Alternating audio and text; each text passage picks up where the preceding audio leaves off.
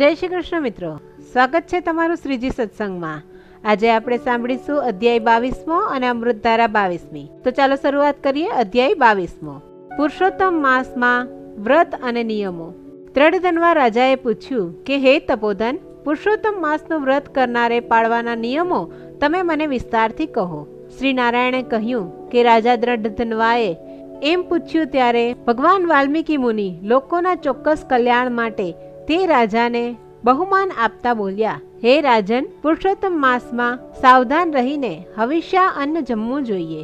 ઘઉં, કંદમૂળ, આંબલી, સોપારી, ગોળ સિવાય શેરડીનો રસ તથા તેલમાં નહીં તળેલા પદાર્થોને મુનિઓ હવિષ્યા અન્ન કહે છે, એવું જમવું। તે માણસોને ઉપવાસ જેવું ફળ આપે છે એમ વિદ્વાનો કહે છે। પણ સર્વ જાતના અભક્ષ્ય માંસ, બે દાળ થાય તેવું ધાન્ય, ઝેર, કાકરા વગેરેથી દૂષિત થયેલું, ક્રિયાથી દૂષિત થયેલું અને વાણીથી દૂષિત થયેલું અન્ન છોડવું। તીર્થ સિવાય પરદેશ જવું છોડવું। સાધુ સંન્યાસીઓની, સ્ત્રીઓની, રાજાઓની તથા મોટા માણસોની નિંદા છોડવી જોઈએ। તેમજ પ્રાણીઓના અંગરૂપ માંસ, ગાય ભેંસ સિવાયના પ્રાણીઓનું દૂધ વગેરેનો પણ ત્યાગ કરવો જોઈએ। પુરુષોત્તમ માસમાં બ્રહ્મચર્ય પાળવું, તેમજ કાગડાએ એઠું કરેલું અન્ન કે જળ, 2 વાર રાંધેલું અન્ન તથા દાજી ગયેલું કે બળી ગયેલું અન્ન પુરુષોત્તમ માસમાં ન ખાવું।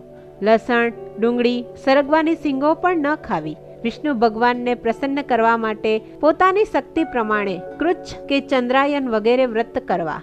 સર્વકાળ રવિવારના દિવસે આમળા છોડવા। જે મનુષ્ય પુરુષોત્તમ માસમાં જે પદાર્થોનો ત્યાગ કરે છે તે પદાર્થો બ્રાહ્મણને દાન કર્યા પછી જ ખાવા। પવિત્ર દિવસે પ્રાતઃકાળે ઉઠીને દિવસના પ્રથમ ભાગની ક્રિયાઓ પછી હૃદયમાં ભક્તિપૂર્વક શ્રી કૃષ્ણનું સ્મરણ કરતા કરતા નિયમ ગ્રહણ કરવા। ઉપવાસનો, રાત્રે જમવાનો કે પછી એક વખત જમવાનો એક નિશ્ચય કરી આ વ્રત કરવું। પુરુષોત્તમ માસમાં ભક્તિપૂર્વક શ્રીમદ ભાગવત સાંભળવું। 1 લાખ તુલસી પત્રથી શાલિગ્રામનું પૂજન કરવું, તેનું પુણ્ય અનંત છે। આમ કહ્યા પ્રમાણે પુરુષોત્તમ માસમાં જે વ્રત કરે છે તેને જોઈ હાથીઓ જેમ સિંહને જોઈ નાસી જાય છે તેમ યમદૂતો નાસી જાય છે। આ પુરુષોત્તમ માસનું વ્રત 100 યજ્ઞો કરતા પણ વધારે ઉત્તમ છે। પુરુષોત્તમ માસની સેવામાં અડગ એવા હરિભક્તોનું ઇન્દ્ર આદિ વગેરે દેવતાઓ પણ શ્રી પુરુષોત્તમની પ્રસન્નતા માટે વિઘ્નથી રક્ષણ કરે છે।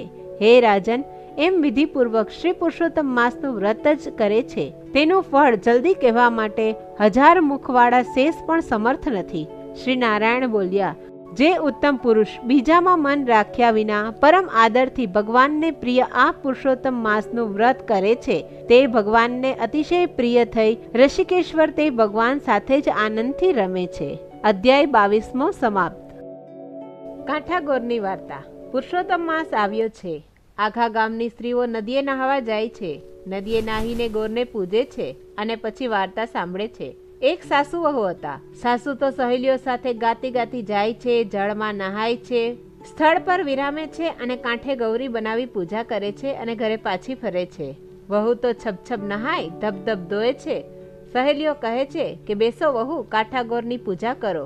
ના રે બાઈ, મારે તો ઘર કામ છે, એ તો નવરી નાથીના કામ છે, એમ કહી ઘેર આવે છે। આથી વહુને કાંઠાગોરનો શ્રાપ લાગે છે। રા રવાડેથી નહીં આવ્યો, દીકરો વાડીએથી નહીં આવ્યો, વહુ પિયરથી ના આવી અને દીકરી સાસરેથી ના આવી। પારણું ઝૂલતું અટકી ગયું, ગમ્મર વલોણું ફરતું બંધ થઈ ગયું। સાસુએ તો સાણા જ્યોતિષને તેડાવ્યા અને પ્રશ્ન પૂછ્યા। બ્રાહ્મણે કહ્યું કે તમારી વહુને કાંઠાગોરનો શ્રાપ લાગ્યો છે। બીજે દહાડે સાસુ વહુને ધૂપ દીપ લીધા, છાબડીએ ફૂલ, દાબડીએ કંકુ લઈ સહેલી સાથે ગાતા ગાતા નદીએ જઈને નાહ્યા છે। કથા વાર્તા સાંભળી છે, ગોરમાને પૂજ્યા છે। જ્યાં વાજતે ગાજતે ઘરે આવ્યા ત્યાં તો રા રવાડેથી આવ્યો, દીકરો વાડીએથી આવ્યો, વહુ પિયરથી આવી અને દીકરી સાસરેથી આવી। ગમ્મર વલોણું ગાજવા લાગ્યું, કપાળે ટીકો, કાંખમાં કીકો, ઝૂલતું પારણું અને ગમ્મર વલોણું, ગોઠણ સમી છાસ, કોણી સમો માખણ, બળબડતી ખીચડી અને સુવાવડી દીકરી થઈ। જેવા કાંઠાગોર માવડી તમે પ્રસન્ન થયા તેવા સૌ પર પ્રસન્ન રહેજો। જય કાંઠાગોર માની। અમૃતધારા 22મી। ગૌ સેવાનું ફળ। એક ગરીબ સોનારણ બાઈ હતી।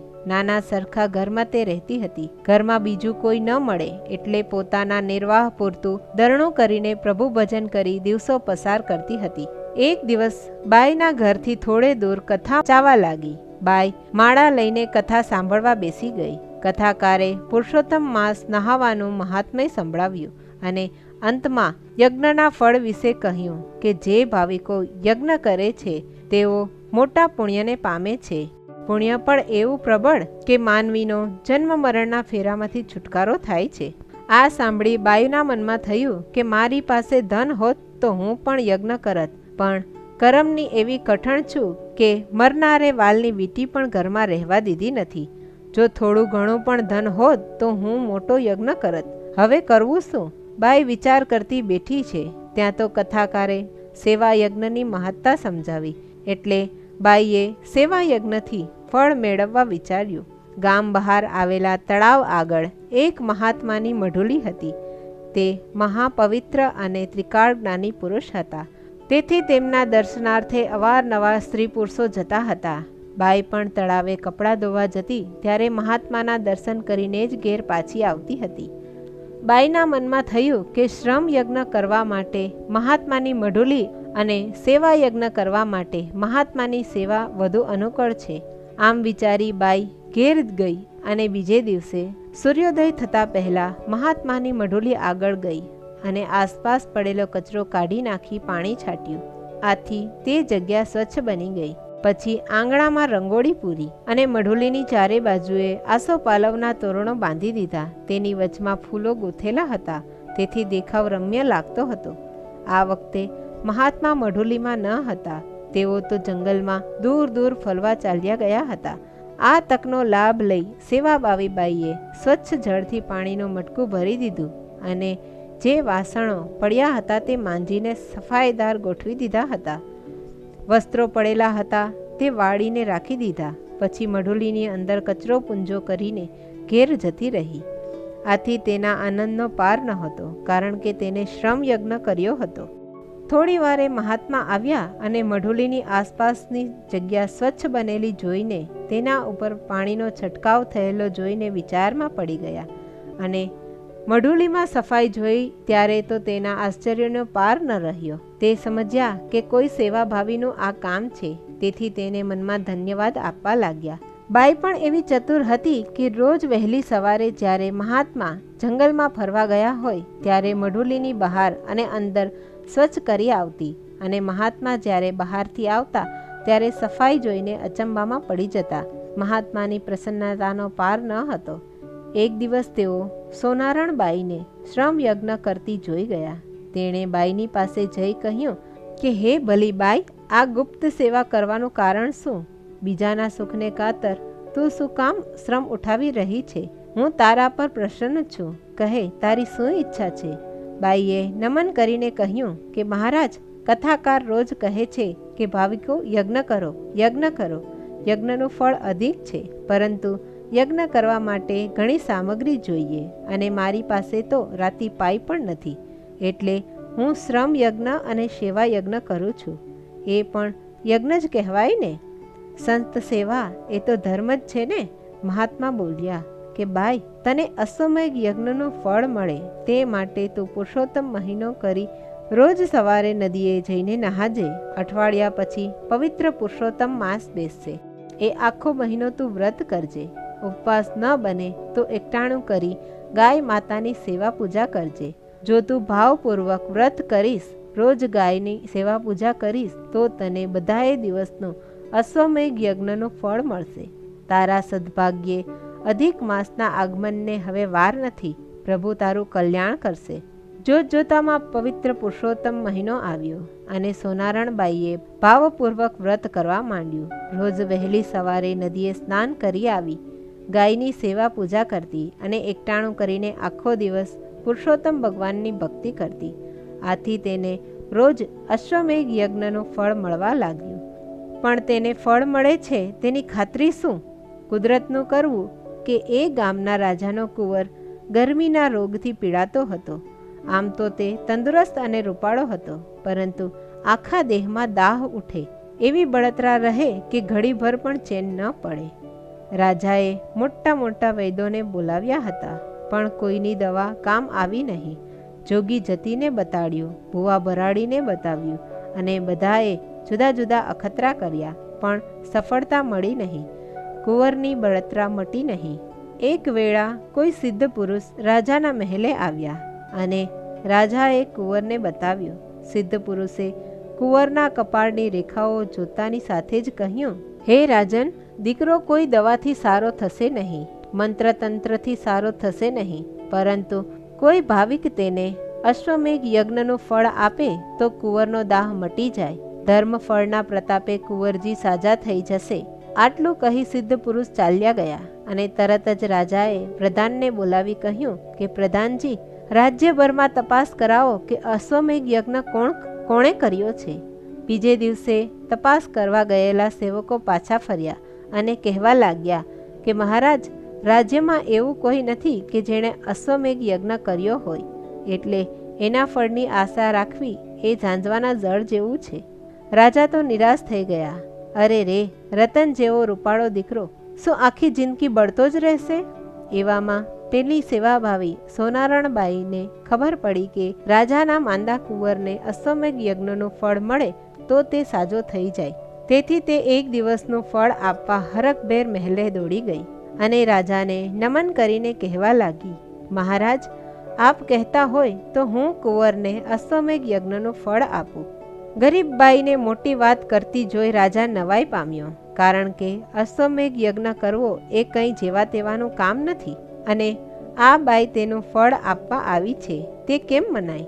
રાજાને વિચારમાં પડેલો જોઈ બાઈએ કહ્યું કે મહારાજા, મેં અશ્વમેઘ યજ્ઞ નથી કર્યો, પરંતુ પુરુષોત્તમ માસમાં હું રોજ ગાયની સેવા કરું છું અને એકટાણું કરું છું.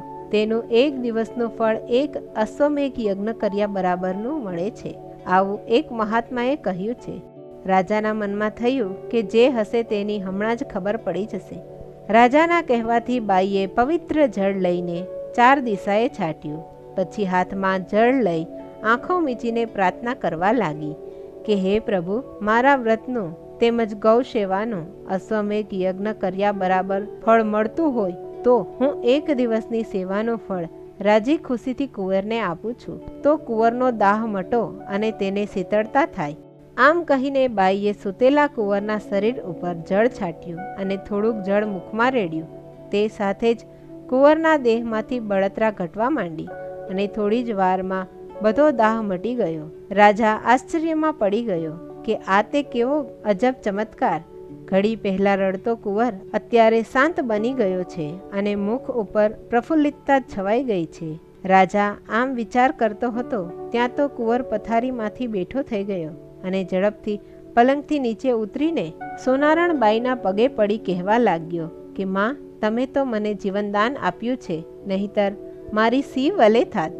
રાણી પણ બાઈના પગે પડી. પછી રાજાએ બાઈને નમીને કહેવા લાગ્યો કે માતાજી, તમે તમારી પવિત્ર ભક્તિ અને શ્રદ્ધાના બળે મારા કુંવરનો જીવ ઉગાર્યો છે, તેને વ્રતનું ફળ અર્પણ કર્યું છે, તે માટે તમારો ઉપકાર જિંદગીભર નહીં ભૂલું.